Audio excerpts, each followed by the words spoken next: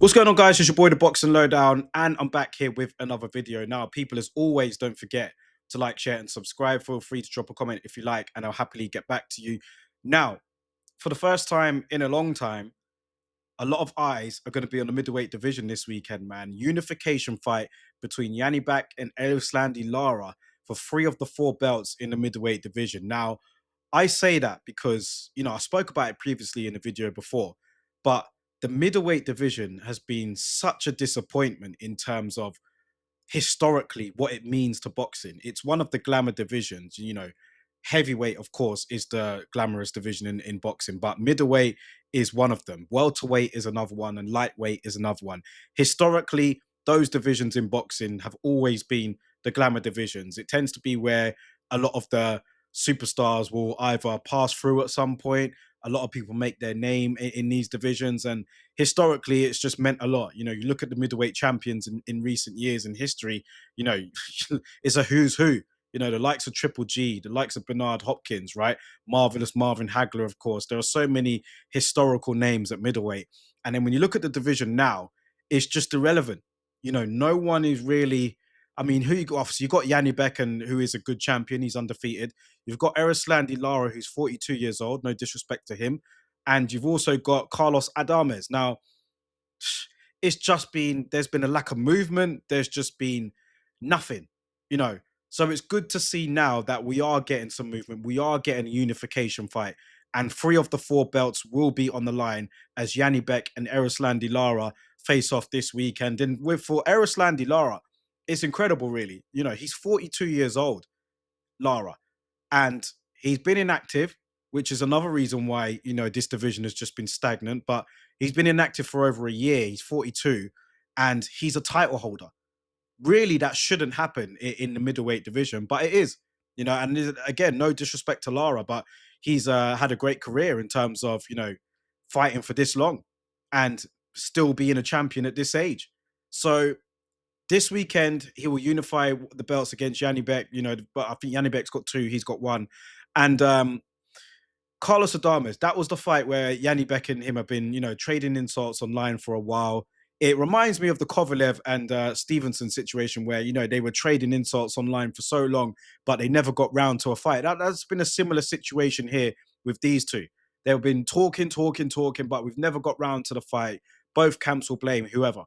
But at least now we are getting some movement in this division. And at least now we will get three of the four belts unified, because when you look at boxing, man, there are so many belts. It's important to try and at least get an undisputed champion, or at least have one recognized champion in each division. So Janibek and Lara are, to be fair to them, they're going to go a long way into achieving that.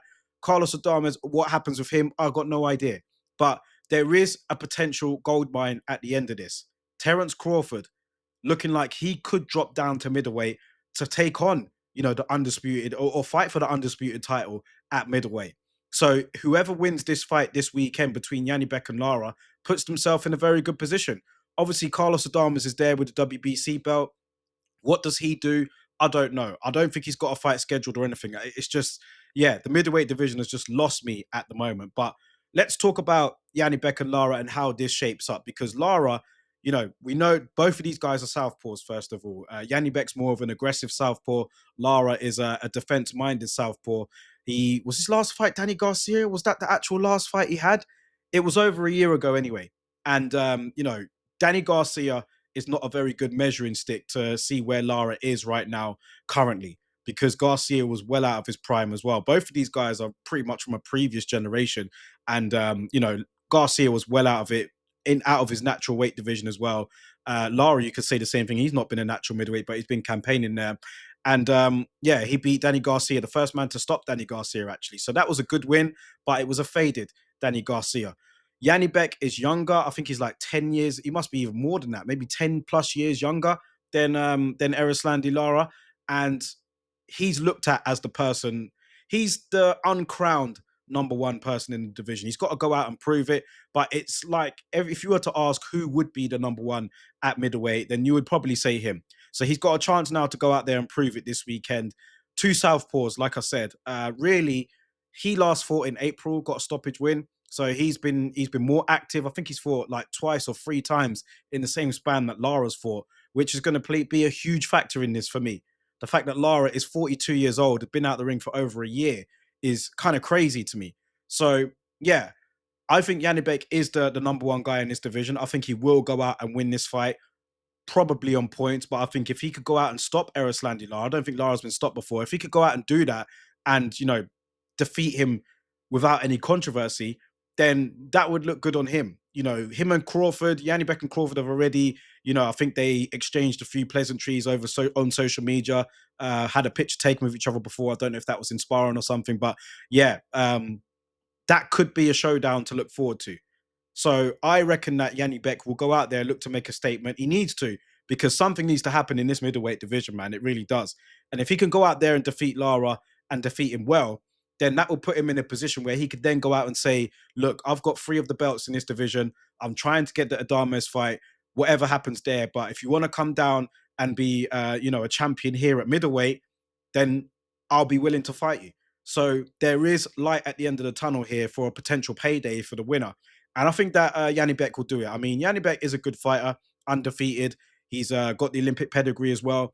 But I just think that something needs to happen, man, to make this division relevant. And fair play to both men for, putting it out there and, trying to unify the belts. So, yeah, let's see what happens in this fight. I'm looking forward to seeing the conclusion of it. I don't think it's going to be an amazing fight by any means, but yeah, I'll be looking forward to seeing the outcome at least and where we do stand with this division. Will Adames and the winner of this fight get it on?